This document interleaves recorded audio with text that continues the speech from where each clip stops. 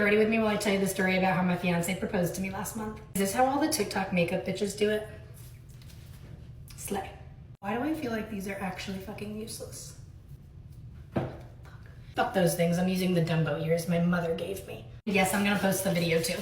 So ever since we moved to Nashville, our favorite restaurant has been Carne Mare. One of our best friends works there, so we used to go like once a week, and now we go like maybe once every 2 weeks, once a month. Like we go there enough to have assigned bar seats, so when Adam said he wanted to go there, I did not think anything of it. The restaurant opens at 5, and we usually get there right around then because we like to actually talk to our friend that is the bartender there, and our bedtime is like 9 o'clock. While we were getting ready, my friend texted me saying that they had a famous client that wanted a private tour of the venue, so instead of opening at 5, they would be opening at 5:30. I still didn't think anything of it because this is Nashville, and one of the very first times we even went to that restaurant, we ran into Tommy Lee and the Red Hot Chili Peppers. But I said, whatever, that's fine. I'm having a hard time picking out an outfit anyways, so see you then. 5:30 starts approaching, and Adam starts trying to like rush me out the door, which is super weird because like, I mean, we know the restaurant's not even open until 5:30 anyways, and like, what's the rush? We're not meeting anybody. I had been wanting to do that a baked bean TikTok for like so long, so I was trying to film that before we left, but Adam was just not having it. He's like, we gotta go, like, we are late.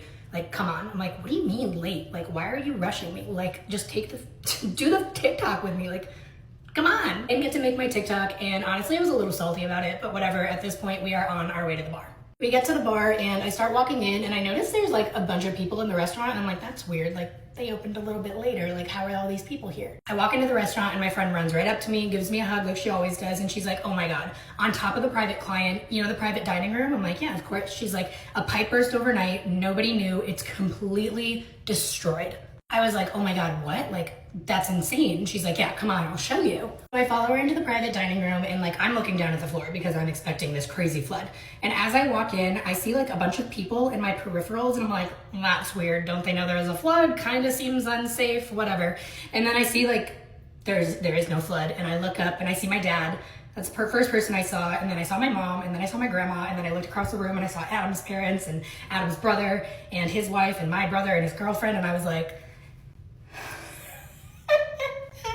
that's when the tears started flowing. So I turn around, and of course, there he is on one knee. He had proposed on a Friday night, and it turns out my family and his family had all been there since Thursday morning. They had been staying in an Airbnb literally 2 minutes down the road from our house on a road that I took multiple times a day, and that I had taken multiple times both of those days. They flew down there, so they didn't have a car, and they had been walking everywhere. They said that every single time they saw a white Jeep coming, they would literally run off the sidewalk and hide. They even all turned off their locations to be extra safe, even though I have not checked their locations in years.